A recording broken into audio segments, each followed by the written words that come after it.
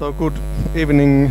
It's a great pleasure to be here. I want to thank the organizers for this invitation.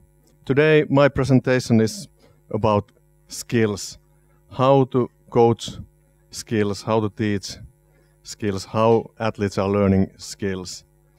Motor learning, skill acquisition, that's the passion of my life.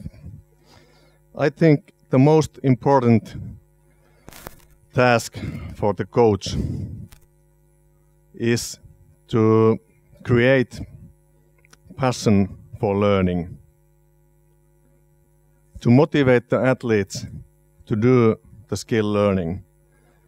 In the presentation we heard from German guys, they used the word Neugierigkeit, curiosity. That is one form of this passion. Early this week I participated in one seminar where were experts in video games.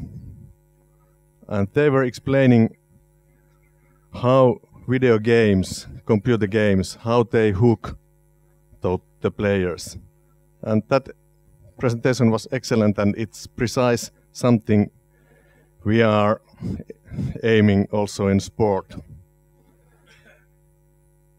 When you start to play video games, you go into the world where are certain rules. It's a place where you can make mistakes, no matter. In real life, if we make mistakes, that's bad. If I fall down, now you start laughing, I never come back to speak again. In real life, it goes that way. But in video games, no matter. I fall down, I try again and again. No problem.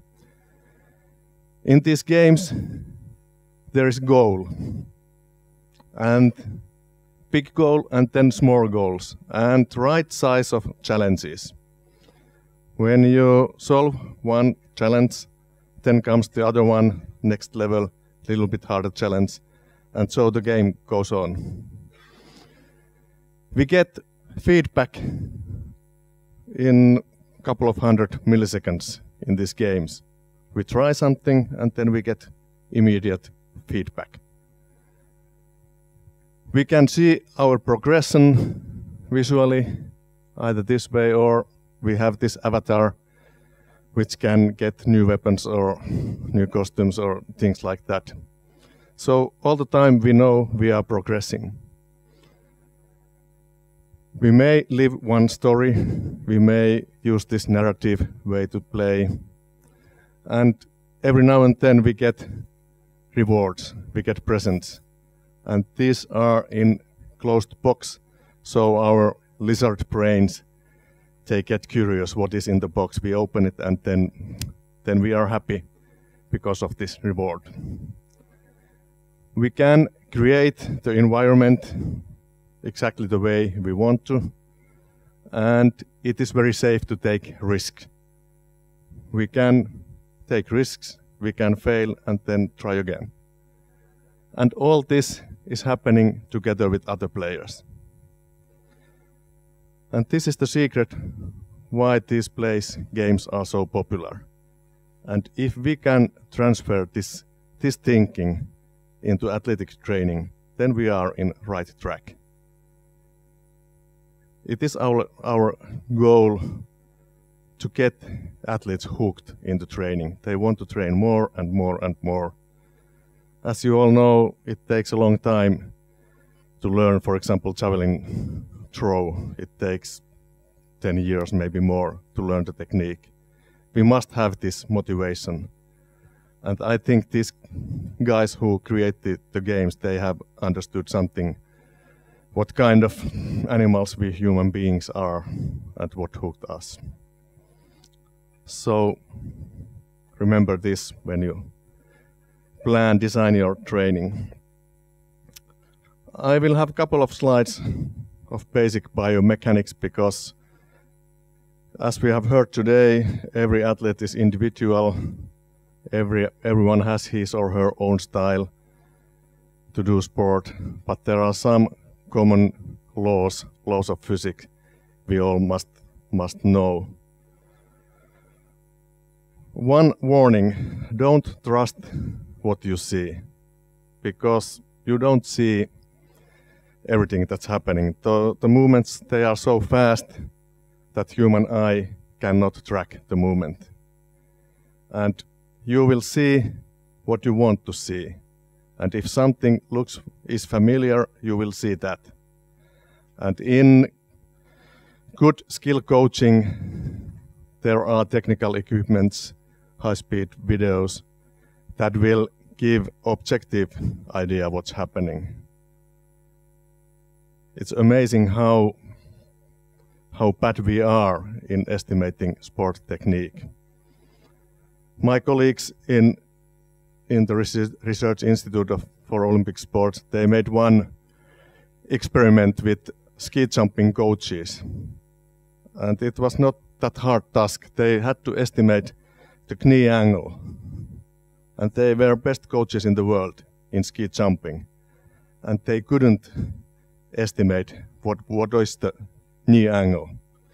They made big mistakes there. So we are not seeing what we think we see. Balance, it's the center of everything. If we want to have good balance, then the center of gravity or center of mass, it is low. The supporting base, if I stand here with spread legs, the area between my legs, that's the supporting base. If we have wide supporting base, then we have more stable balance. If the gravity line from the center of gravity to down, if it's close to the center of this support area, then balance is stable. And of course, the more athlete has body mass, the more stable is the balance. Balance is maybe the most important element in all sports. And if you want to do good sport, you must have stable balance. And this is good saying, you can't shoot cannon from a canoe, but from this kind of ship you can do it. We are not always aiming to have a good balance. Sometimes we want to move fast. For example, like in badminton or in tennis. Then we must rise up center of gravity. It is high. We narrow the supporting base. We put the center of gravity towards to the edge of this supporting base, and we have less body mass. With these elements, we can move fast in whatever direction we want to.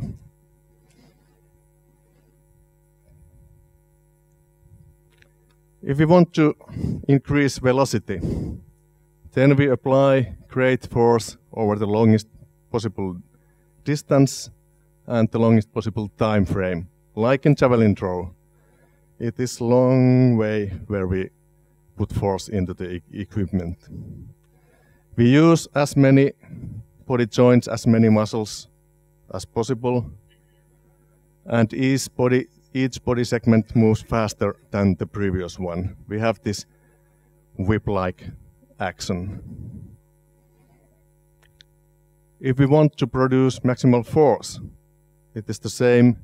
We are using as many body joints or muscles as possible, but we are using the joints at the same time. And the last principle, action and reaction. If athlete wants to move into certain direction, he or she must produce force to the opposite direction. Like Ari-Pekka Liukkonen here, he wants to jump this way, so he produces force that way. Whenever you coach skills, you must understand and remember these laws. Basic biomechanics that is behind all of our moving. We have many kind of skills, and the traditional way is to think about these movement skills. And most of the coaching clinics, they emphasize these movement skills. Nowadays, these perception skills and decision-making skills, they have become more and more important.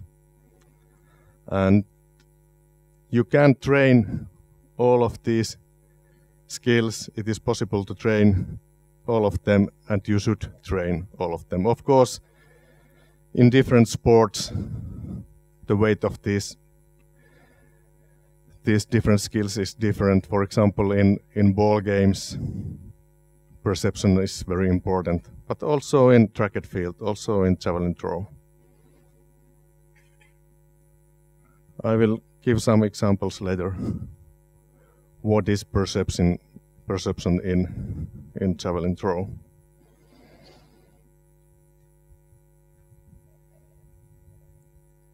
All the time when we are living, we receive information with all of our senses. We see, we hear, we feel the touch, we smell, we taste, and so on. You are now sitting, some of you sleeping there. You receive information from the environment all the time. 1/1,000,000th part of this information goes into your consciousness.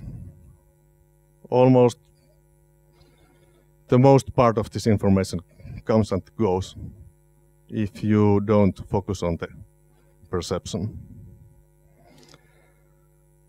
The modern way to think skill learning, skill coaching is this interaction between the athlete and the environment. And the only way we can be in touch with our environment is movement. No other way to interact. It is the saying, you cannot teach old dog new tricks. This might be true with animals, but absolutely not true with human beings. It is true that adults, they learn in a different way compared to children. And you cannot say which ones are better learners in skills. Children are good in motor learning because they are able to repeat the actions time after time. And children, they are more able to try something new, something they have never done before. Adults, they know how to learn. They have this learning, they have learned to learn. They have these meta skills. And adults, they can think in an abstract way. Sometimes the old habits inhibit adult learning, but absolutely we all can learn through all of our lives.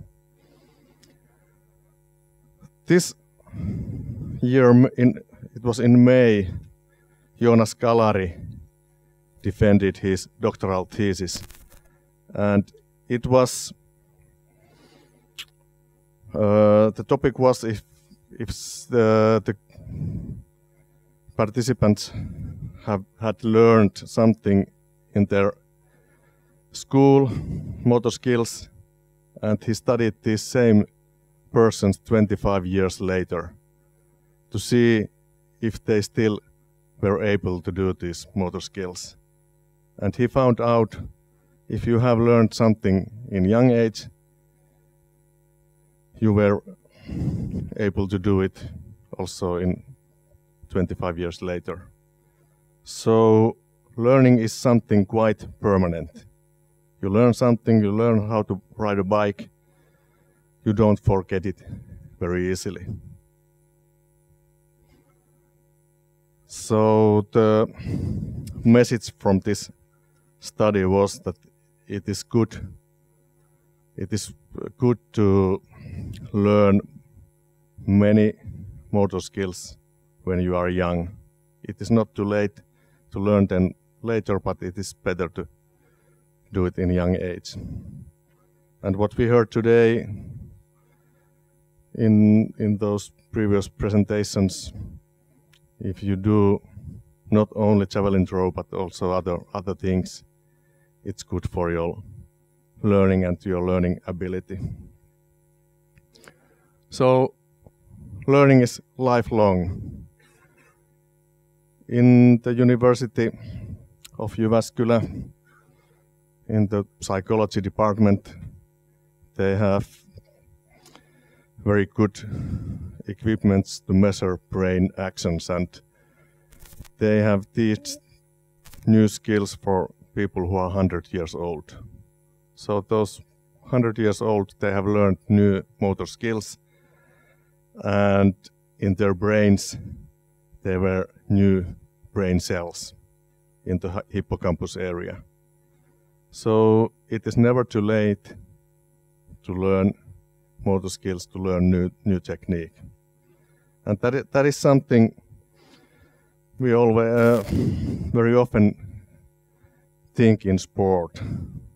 This athlete has not learned technique well, so it's impossible to improve the technique. That's not true. It is possible. All your life, you all learn if you want to learn, if you have the motivation, if to do the right kind of training. And you all will get new brain cells if you do right kind of training. In young children, 2 or 3 years old, it's amazing what happens in their brains. So every second there will be 700 new connections between different brain cells. And this means also that it is possible to start skill training at a very young age. First, develops this sensory system, vision, audition, and that kind of all the different senses, and then comes this motor development. So we can start motor skill learning from the very beginning. It is interesting that, I'm sorry this is in our language, Finnish language, but when a child is born, his or her brain looks like this. Not too many connections between brain cells. Almost all the brain cells, they are there, but no connections between cells. When a child is 2 years old, he or she has the biggest number of connections that he or she will have in his or her life. There are thousands of connections. And learning in this young age is to find out which connections are not good, which is not working, and when they are 6 years old, you can see many of these connections, they have disappeared. So learning in young age is what is not working. Learning in our age, we try different things and we try to find what is working, and it's opposite in this period. They try to find what is not working. So the message is that the children, they should try many different things, different sports, to get many experiences in various environments to learn what is working. What is perception in javelin throw? We heard Hannu Kangas' presentation, and he was sorry because in the one competition Tero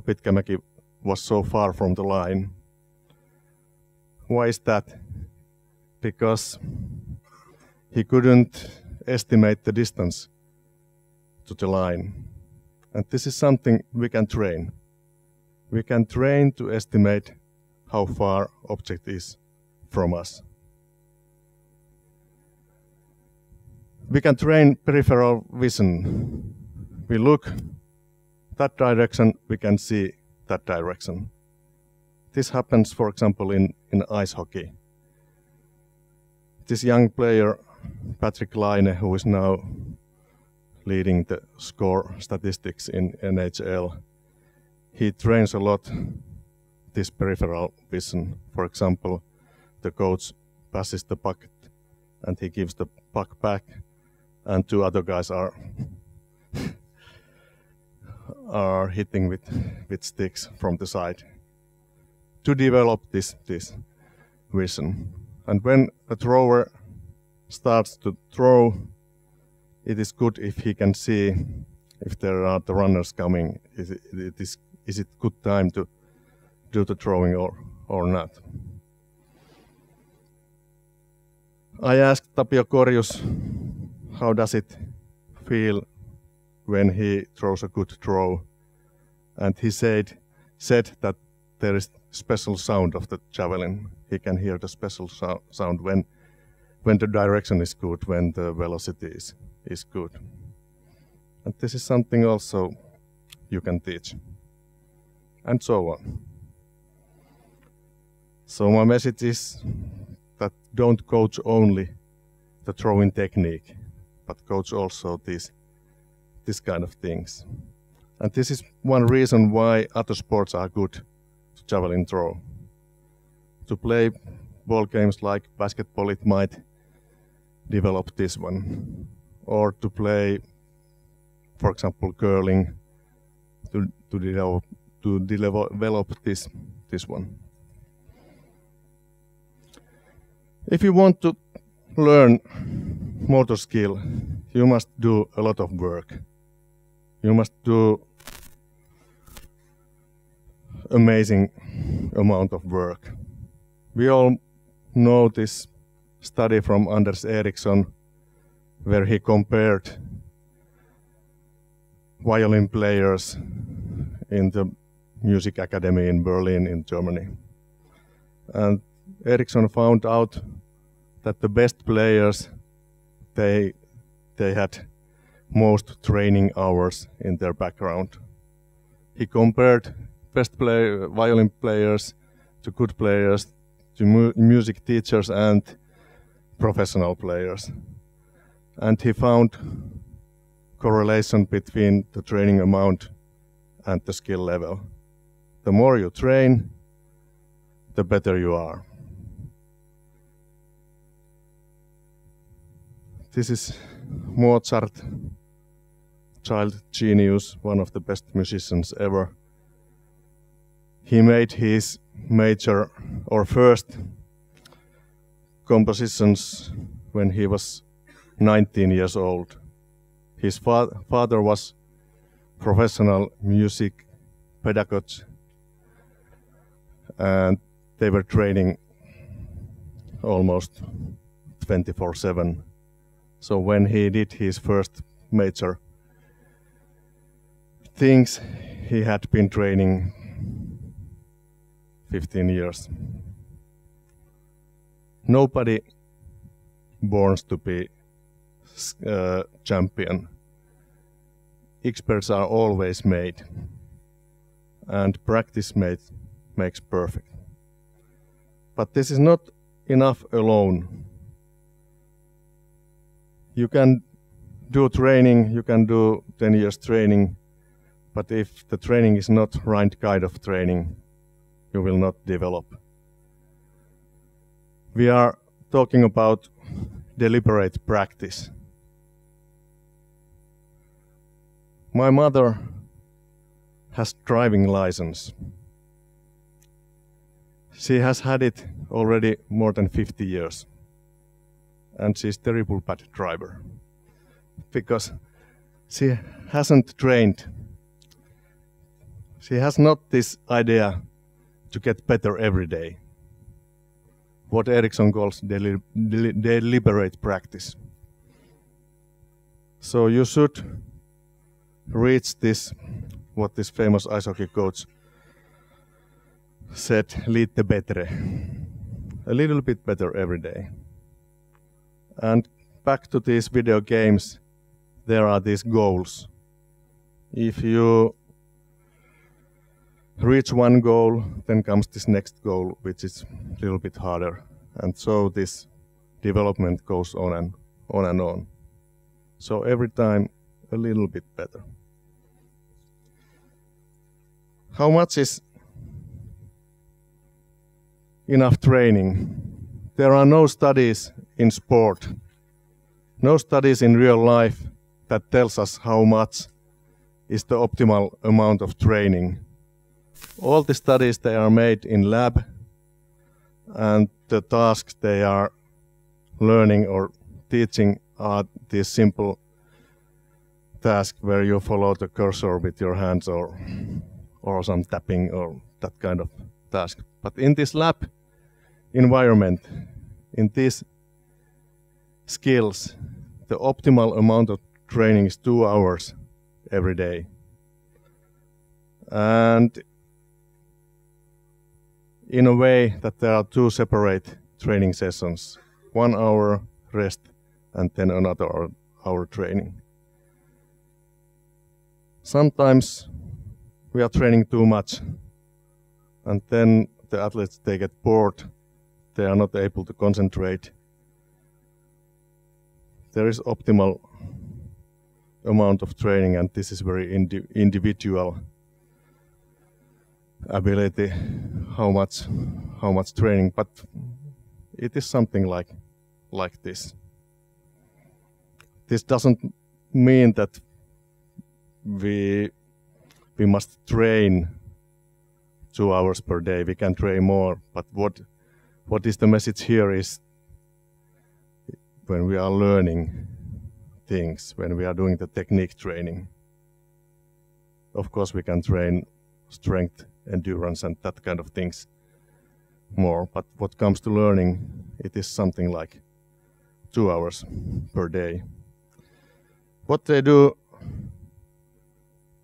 in my ex-sport gymnastics, this is from Leonid Arkayev, the Russian head coach, the best coach ever in all sports. 539 medals from World Championships and Olympics. And he said that the best gymnasts in Russia, they train approximately 300 days in 1 year. They have training units 850, and the total amount of training hours is 1,500. They do elements close to 200,000. They do routines 1,600 to 1,800, and they do vaulting around 3,000 times per year. I think this is close to maximum what is wise to train in a year. You must remember that in gymnastics it is 90% of the training time is resting, and only 10% is training, because you must be fresh when you do the tricks, otherwise it might be dangerous. But what is your important task as coach is to design the training so that there is no waiting in the line. There should be action. There should be these repetitions. If there are not enough repetitions, then you cannot wait very much from learning. But this is not enough alone, the amount of training. There should be also variation in training. Every situation is unique. The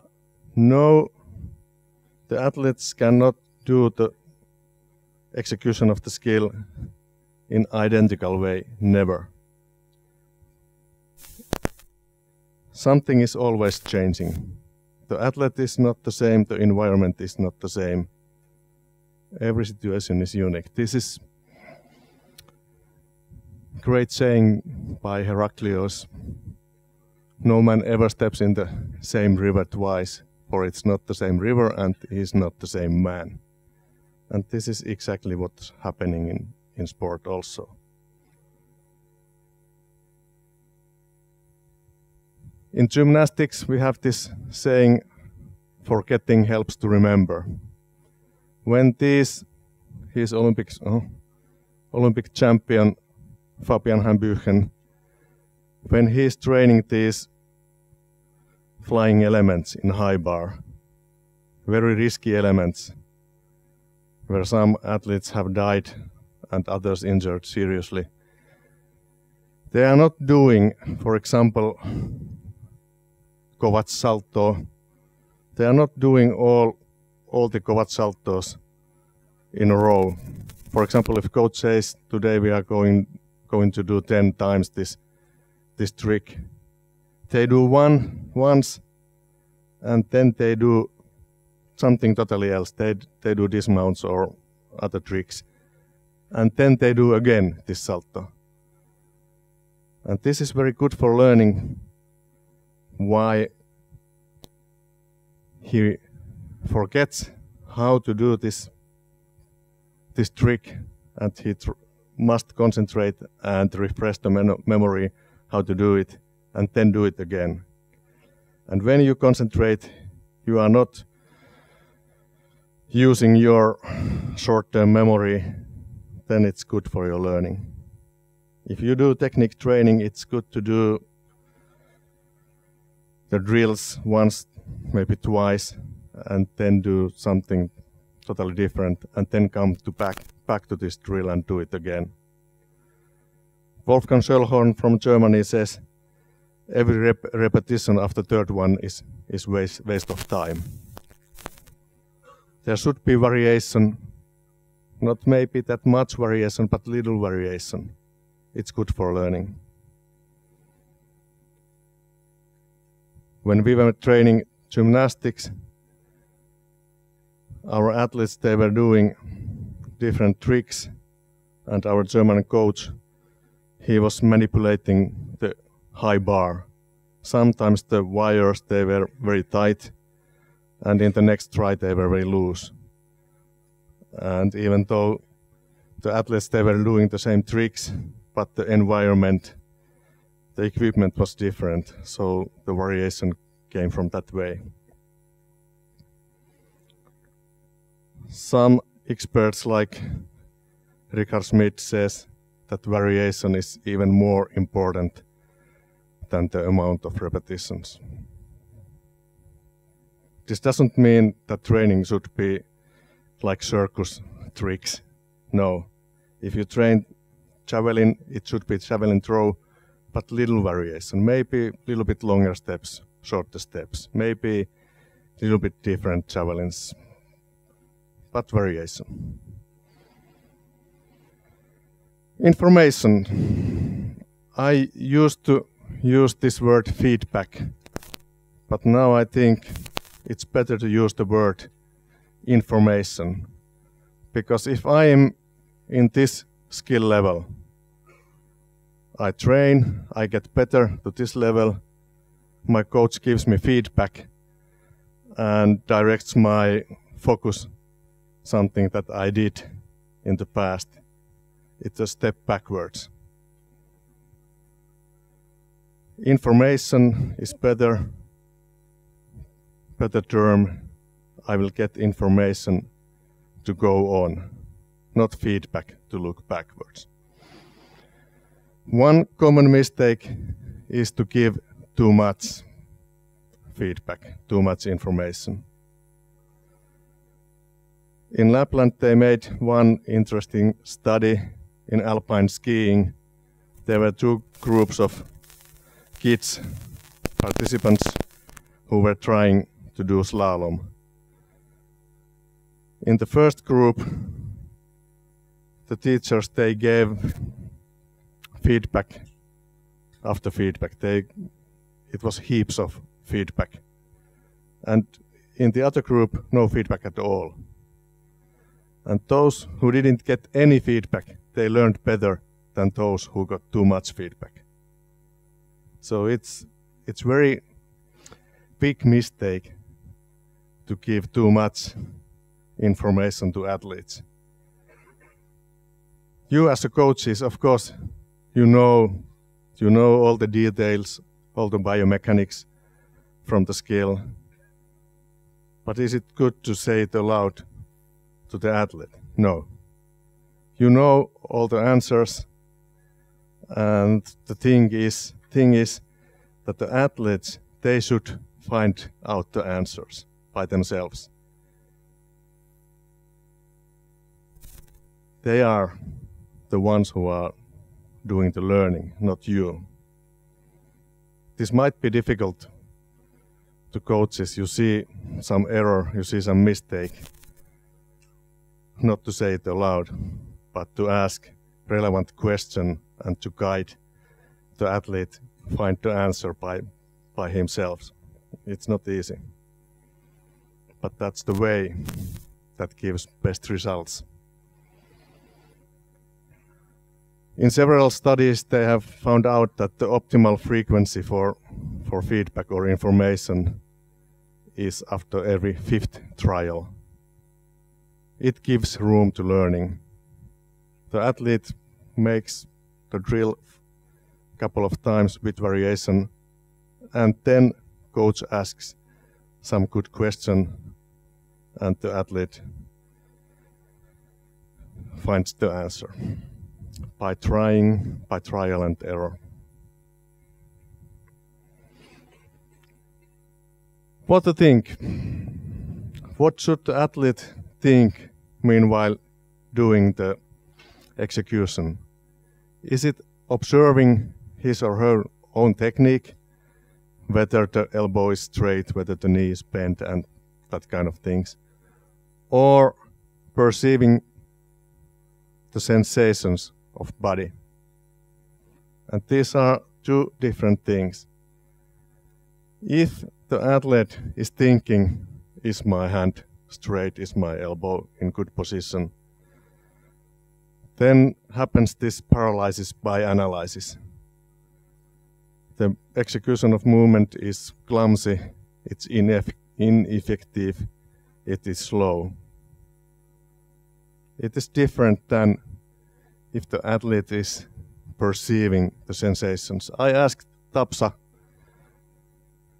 how are the feelings when you are throwing a good throw? How does it feel in your body? And Tapsa said every time he felt tightness in pectoralis, then he knows it's a good throw. I don't know if you, Mikaela, had similar things. But yeah, we should teach the athletes to perceive the sensation of the body. What kind of sensations comes from the body? I said it's a danger to give too much feedback. Another danger is to copy other athletes' technique. Like we have heard many times today, each one is individual. Each one has his or her own style to move, own style to do sport. And we should be very careful with everyone's style. What is good to Selesny might be not good to other throwers. And this is a good question by Wolfgang Schellhorn. Can a copy be better than the original one? If you take one paper and you put it in the copy machine, what comes out, is it better one? Absolutely not.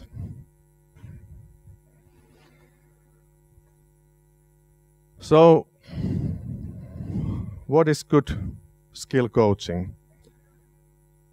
Is it this linear coaching like Kimmo Kinnunen is doing in this picture?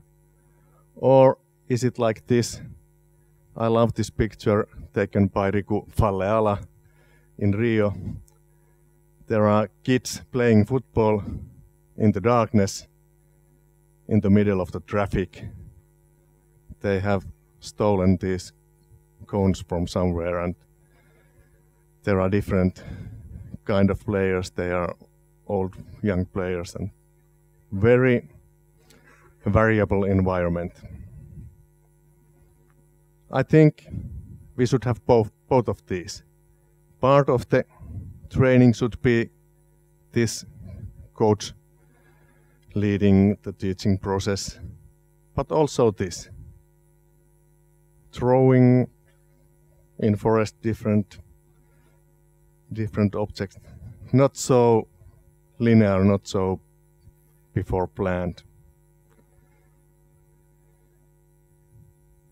In this non-linear pedagogy, which is very popular now, the idea is that the skill fits the body, not the opposite way. And this one size fits all doesn't belong to modern way to think skill learning. So this emphasizes the individuality. This is our aim, like one of the best cricket players once described the hit. The perfect technique is something that disappears. It's no longer in the way. We are not conscious of it. We follow the ball, swing the bat in a rhythm, and everything else self-organizes intuitively. We must trust in this self-organizing. Body knows. Environment teaches and body knows. Good coaching is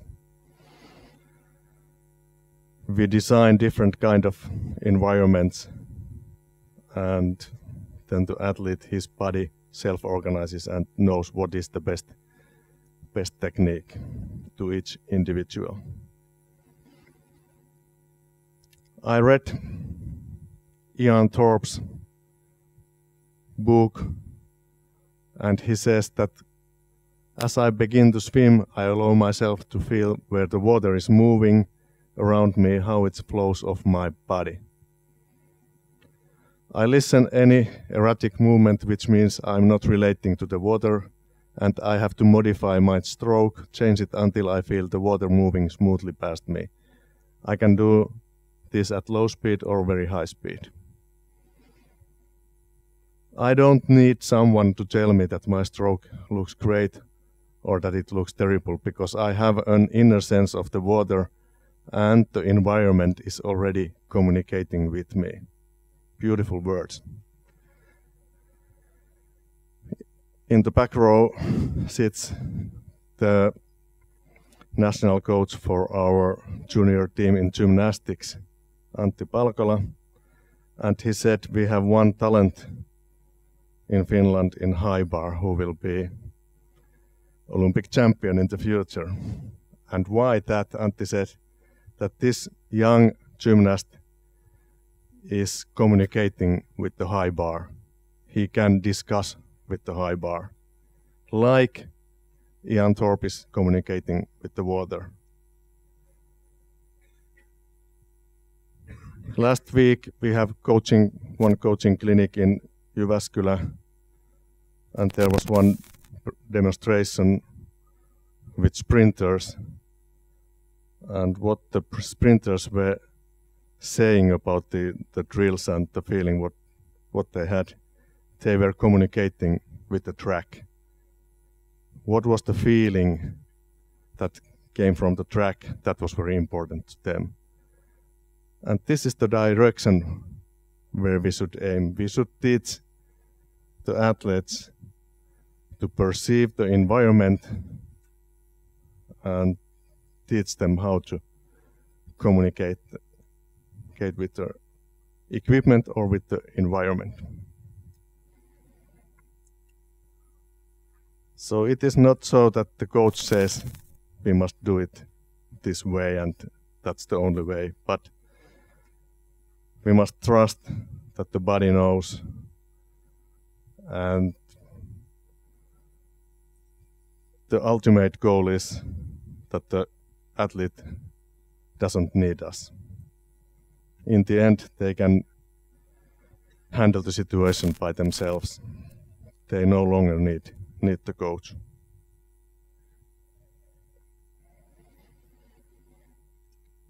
Okay, now we have time for discussion and questions. Please.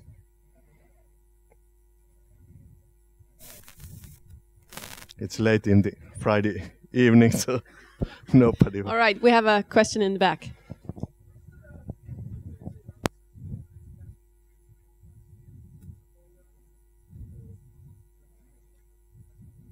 Ymmärsitkö?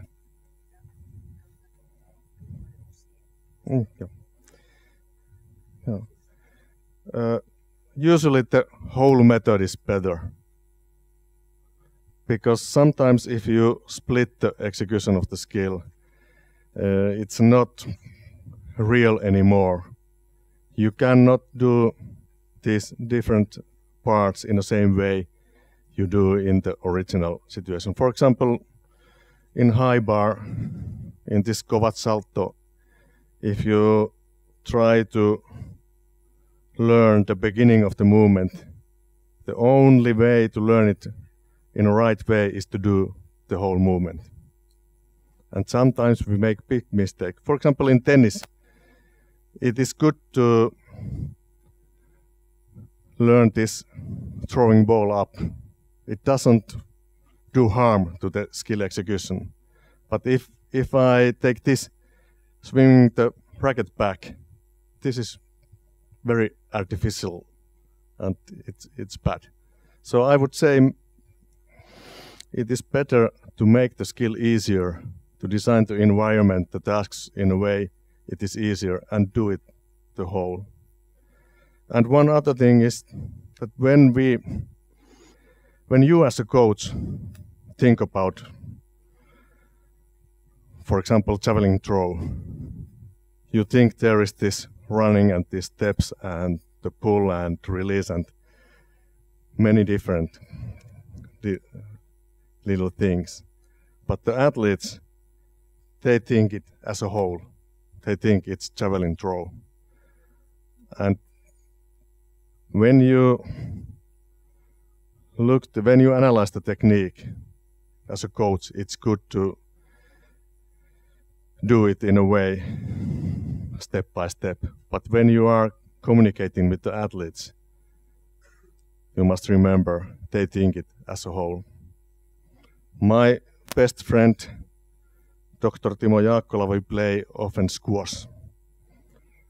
And sometimes, unfortunately very often, he's better than me. But sometimes I am leading. Then he might say, Sami, you have beautiful follow-through in your forehand. What happens? My idea, playing squash, is disturbed. I start to think, oh, I have beautiful follow-through, and then I lose the point. If you want to do harm to your opponent, take one little piece of the execution.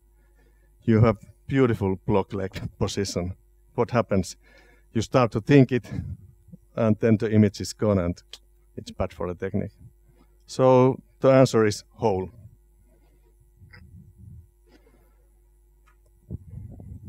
Any other thoughts or questions?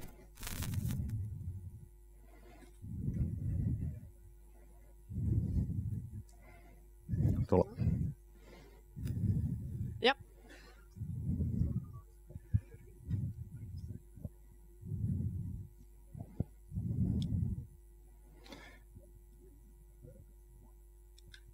The thing in skill coaching is to help the athlete to find the feeling of the movement. For example, if you now raise your right hand up and put it down, please do it.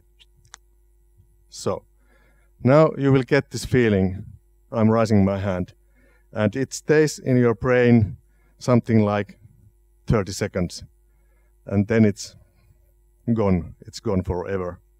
And we try to teach the athletes to find this feeling. And there is time frame.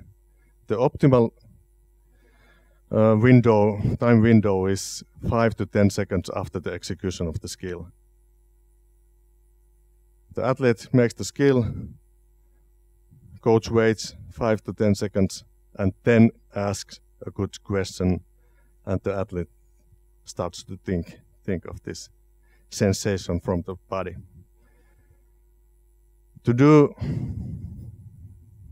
video analysis next day is not very good for the learning. It's good maybe for the cognition, maybe for that the athlete knows how the technique goes, but to motor learning, the athletes, they don't perceive any numbers, they don't perceive any curves, they perceive temperature, smell, rhythm, movement, this kind of thing. I don't believe in teaching motor skills through video analysis, not very much.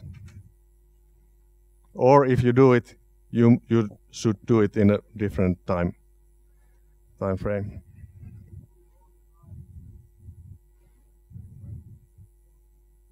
Yeah. If you do it too late, it's not good. Or it's not bad, but it's not effective. Optimum is, for example, these video delays. You put the camera and maybe the tablet, and then comes the skill, and the athlete goes and looks the whole, not details. The coach, he should know the details, but it's not good pedagogy to tell the details to athletes. If you can design the training so that the task or the environment makes the corrections, it's better. For example, what we saw today, they were trying to throw the medicine ball into the target. No corrections, no technical advices, but the target. And if there is something wrong with the technique, then move the target. The environment is teaching. In the presentation, it was the target who was teaching. Or if we have in running passive ankle, we do running uphill, then the uphill is the teacher, uphill is the coach.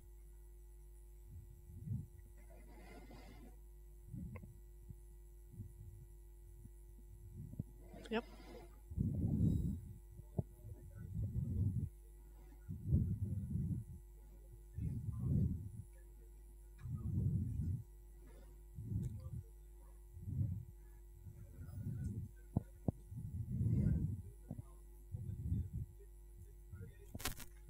Yeah. The variation is not very big. There might be just a little bit different. The thing is that the athlete thinks this is a challenge, this is a new challenge. I do the trick with a little bit longer step or to different target. So there should be these repetitions, but not in identical way, but with little variation. That helps learning.